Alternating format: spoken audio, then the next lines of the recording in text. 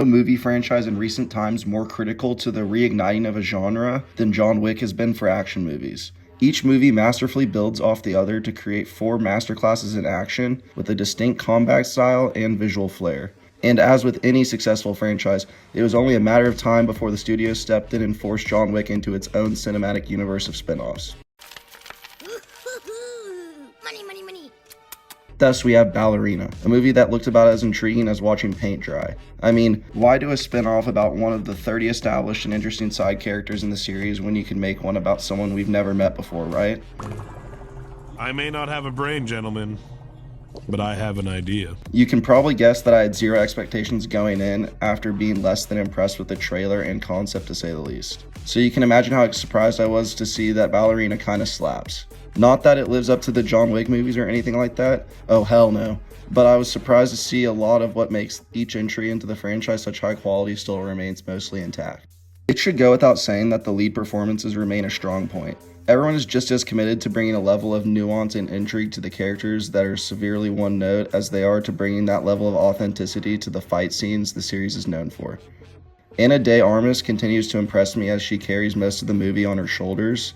De Armas manages to pull off the silent, rage-filled nature of a character like Eve, knowing how to teeter the line between badass, silent type, and being overly self-serious perfectly. The same character structure to John Wick would have become fairly one note, but she uses those deer-like eyes of hers to capture the immense amount of pain and loss Eve is being fueled by that Keanu Reeves struggles with.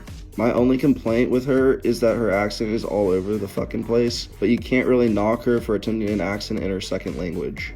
I've been asking to see more action roles for Ana de Armas ever since she stole the show in The Last James Bond, and I finally got my wish here with her showing us once again why she has a place in the genre for years to come. A great success! I think she would make for a great Lara Croft if they take another crack at the Tomb Raider franchise in the near future. Keanu Reeves, Angelica Houston, and Ian McShane all make a much welcomed return and help to flesh out the cast, each playing a substantial role in Eve's growth and journey throughout. Sharon Duncan Brewster and Robert Macer are the two best new additions, with Brewster adding weight to the gradual build of Eve as an assassin and Macer playing the typical Russian bad guy with a charm that made you want to see him get his comeuppance. Of course, with all of these movies, what we are here for is the action, and they more than deliver on it.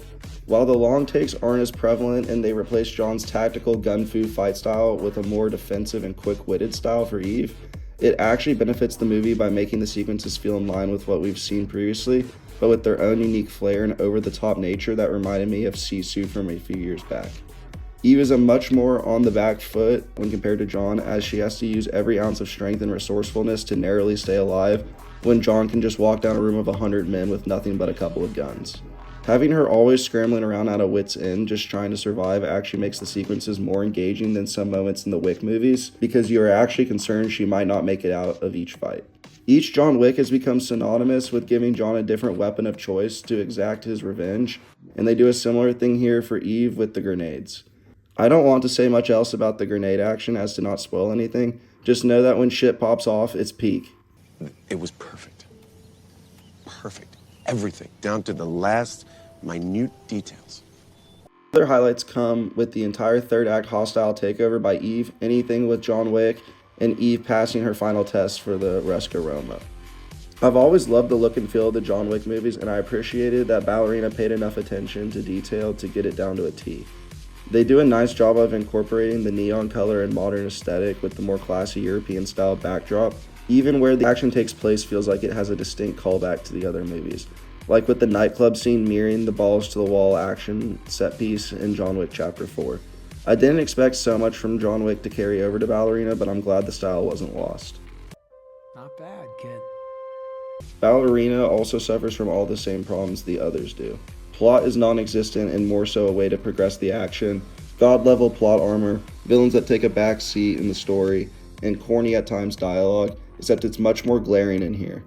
The plot is a carbon copy of the first John Wick in that there's a series of events that transpire in their life that sets them down this road of revenge, but it drags on for far too long for a plot about literally nothing but getting revenge. I think I get the point. There's an insane amount of callbacks and tie-ins to the franchise that felt a bit much. The Ballerina Assassin Academy from the third being tied into her upbringing was a cool idea, and it's nice to see some familiar faces, especially Lance Reddick. but it all feels like it's only there for us to be like, look, oh, it's that one guy from that one thing I remember. Rather than them serving an actual purpose for being there. I mean, Norman Reedus might as well have worn a shirt that says, remember me from that one show 10 years ago. All of this is made most egregious with the return of the character the series is named after in John Wick. Him showing up and randomly helping her based on a minute-long conversation years ago to beef up the third act is one of the crazy examples of studio interference I've seen. All of this is supposed to take place between the events of Chapter 3 and 4, but it's hard to believe that this random quasi-revenge quest would have such deep connections to all these established fan favorites. Awfully convenient. Yeah. That's not gonna happen. A solid job of building out the universe to the point where we can try to incorporate everything into one big overarching story, but all of the added lore makes things feel more convoluted than anything. As previously mentioned, Ana de Armas' accent is all over the place, but so is everyone else's. Everyone is attempting to do a drastically different voice than how they normally talk, but it just comes off as weird and half-assed. Buongiorno. Day and age where sequels and spin-offs are out of control and do nothing but diminish what came before them, Ballerina stands as one of the few that feels like everyone involved was just as committed to making it as entertaining as possible as the people working on the first John Wick were. While I don't think it panned out to be a masterpiece of its genre like that first Wick movie was, it damn sure made an impression on me as one of the stronger releases of 2025. With killer action, strong visuals, committed and intriguing performances, as well as getting more John Wick, which you can never get enough of, I think Ballerina more than proved me wrong and showed what happens when you actually give a shit about making the best movie possible from the concept you have. Ballerina gets a 7.5 out of 10.